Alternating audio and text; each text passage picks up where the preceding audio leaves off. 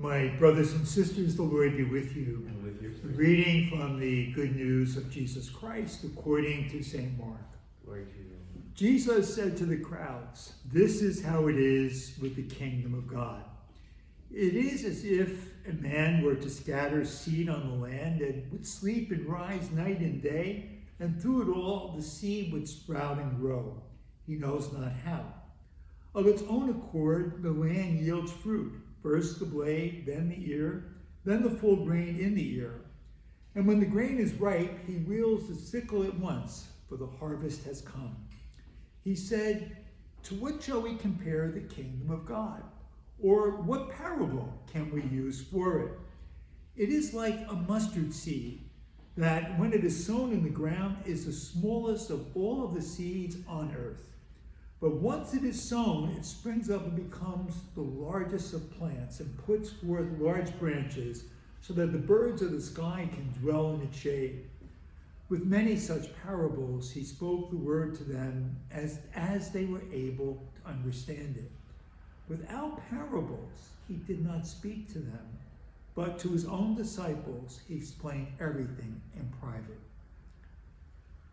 The good news of our salvation. Praise to you, Lord Jesus. And so, my brothers and sisters, just in case you haven't noticed, I'm wearing green. I'm sure you've noticed. You haven't seen this in a while.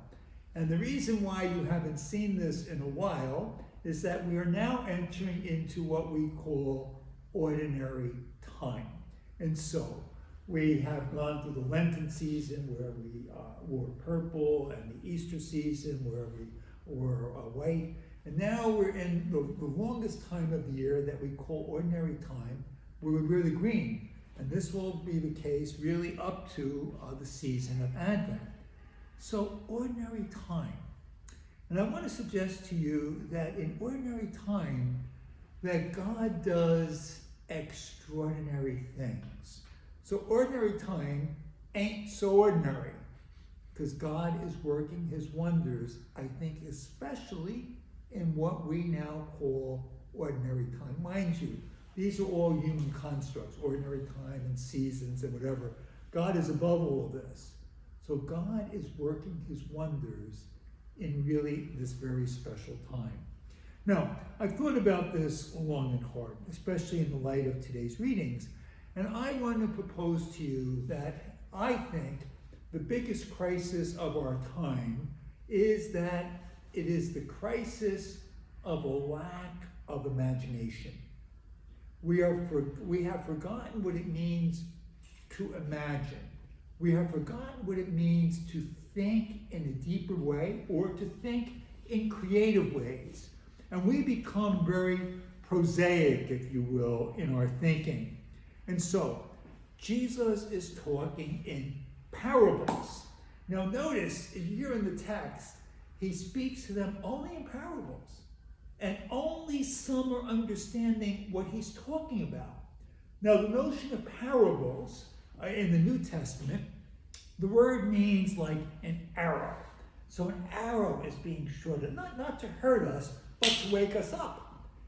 And I want to suggest, I don't know if you're being woken up by this or you're being jolted by it, but it really is the point that these stories are supposed to bring us to another level of awareness. And so again, there were those who simply did not get it because of a lack of imagination. And so the way I like to look at it, we have ordinary awareness. Ordinary awareness, you kind of notice the obvious. These are green vestments and the sky is blue and all of that. That's ordinary awareness. Most people, though not all, have ordinary awareness.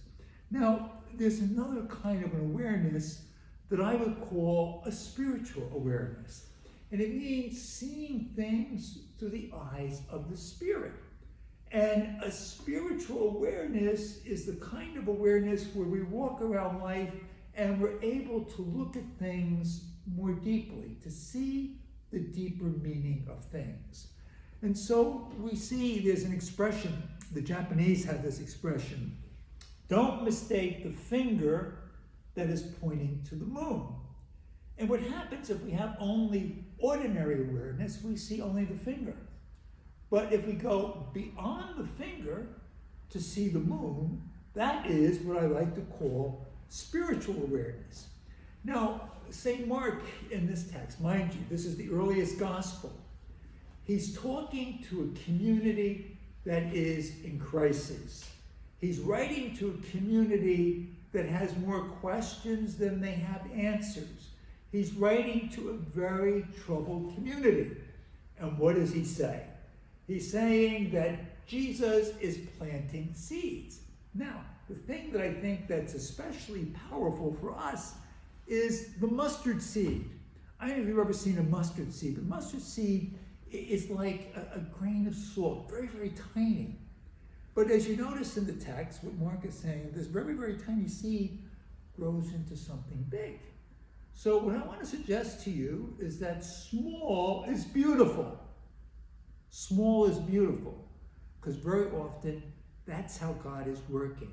He works in the small, ordinary things of everyday life where God is doing extraordinary things.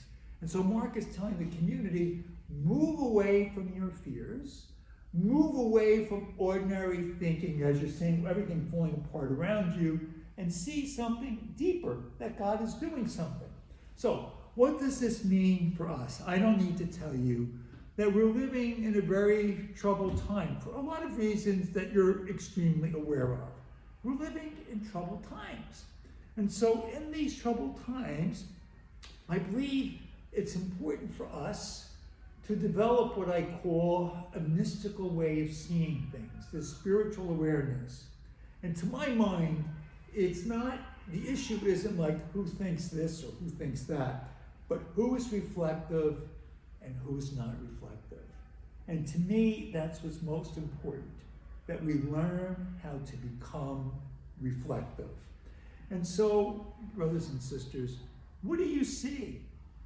What do you see? Do you see a world that's falling apart?